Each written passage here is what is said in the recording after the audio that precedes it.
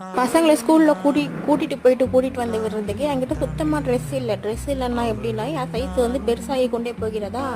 முதல்ல வந்து என் சைஸ் வந்து எல்லில் இருந்துச்சு, அப்புறம் எக்ஸ்எல், டபுள் எக்ஸ்எல், இப்போ ட்ரிபிள் எக்ஸ்எல். என் உடம்பு இப்படி விரிந்து கொண்டே போகிறது. நான் என்ன தான் பண்ண போகிறேன்னு தெரியல.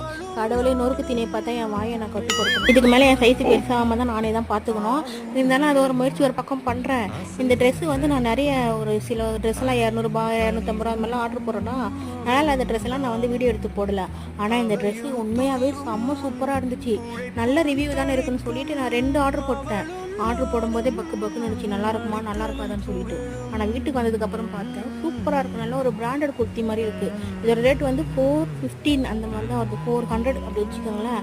அப்படி தான் வருது. நான் 2 ட்ரெஸ்ஸும் ஆர்டர் போட்டு 2மே சூப்பராக பக்காவான குவாலிட்டியில் இருந்துச்சு.